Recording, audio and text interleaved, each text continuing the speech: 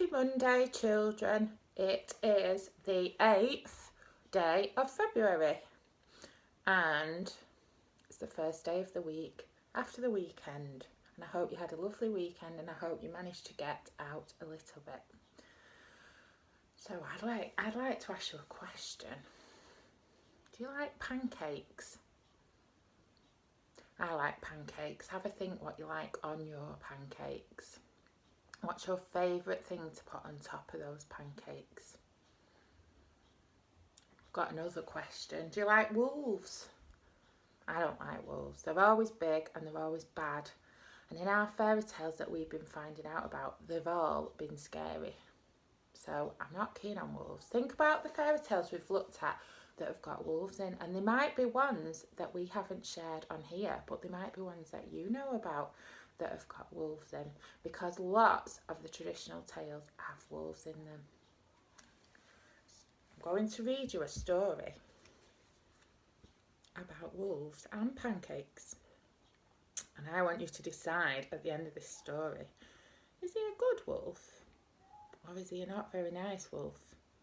And this story is called Mr. Wolf's Pancakes. He's got a big pile of pancakes there with lots of nice smells coming off them by the look of it, and the look of his face licking his lips. I think he's really looking forward to those. Let's see what happens in the story. So this story begins with one day. One day, Mr. Wolf was feeling hungry. He fancied some pancakes. Yum, yum, he said, licking his lips at the thought of a big pile of fresh, delicious pancakes. So this wolf doesn't want to eat Red Riding Hood. He wants to eat pancakes. Let's have a look what happens next. Mr. Wolf had never made pancakes before, so he took a big recipe book down off the shelf and looked inside. And if you can see, he's not reading that book right. It's upside down. But wolves can't read very well, and Mr. Wolf had trouble making sense of it, so he went to get some help from his neighbours. I wonder who his neighbours are, and I wonder if they're going to help. Let's see. He called on Chicken Licken, who lived nearby. Please, can you help me read this? He asked. No, said Chicken Licken, slamming the door in Mr. Wolf's face. Bang! Oh, how rude. Oh dear, sighed Mr. Wolf. He sat down, slowly read the book and worked out what he needed all by himself. And he's thinking of all the things that he needs there. Mr. Wolf looked in the cupboard for the ingredients, but he couldn't find anything he needed. I'll go to the shop, he decided, and he settled down to write a list. But wolves aren't very good at writing, so Mr. Wolf called on Wee Willie Winky. You're very clever, said Mr. Wolf. Could you help me write my shopping list, please? No, said Wee Willie Winky. Go away. And he slammed the door in his face. There's no need to be like that, said Mr. Wolf quietly.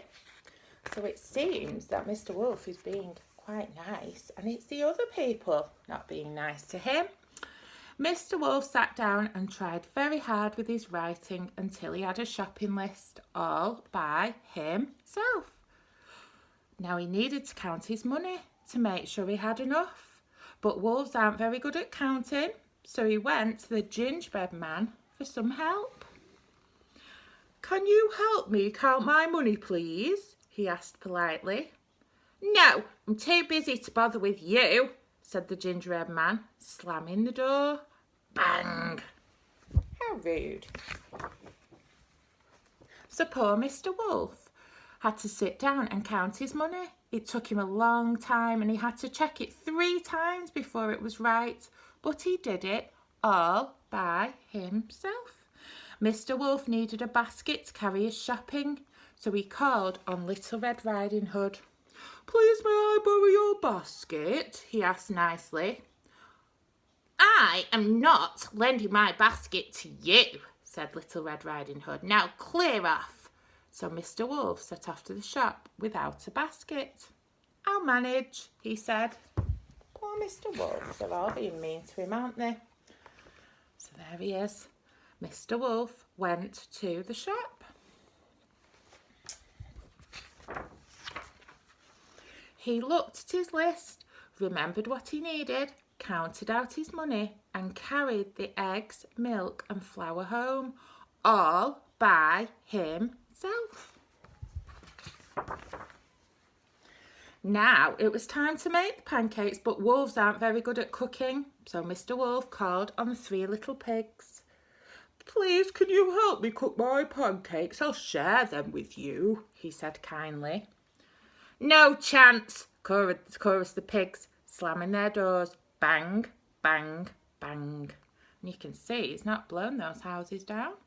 Mr. Wolf felt sad because nobody wanted to help him. Mr. Wolf went home and started to make the pancakes all by himself.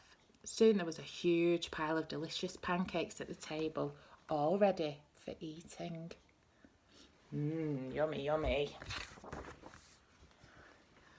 Now, Mr. Wolf had been making his pancakes. A lovely smell had drifted out of the kitchen and all of his neighbours could smell them and made them feel hungry. They wanted some pancakes too. They decided to try their luck. What do you think is going to happen?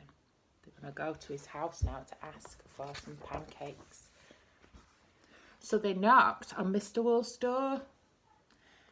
"Give us some of your pancakes," said the rotten lot. "Why should I give you any?" said Mr. Wolf. "Not one of you would help me." "We'll help to eat them," replied Mr. Wolf's nasty neighbours nastily. "Anyway, we're not going away until you give us some." Mr. Wolf thought very hard for a moment. There was only one decent thing to do.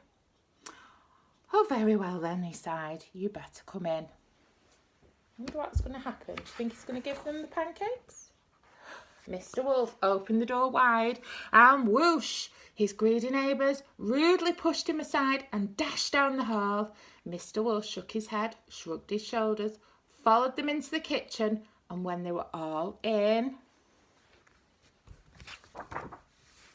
Mr. Wolf gobbled them up, snippety snappety, and that was the end of his unhelpful neighbours.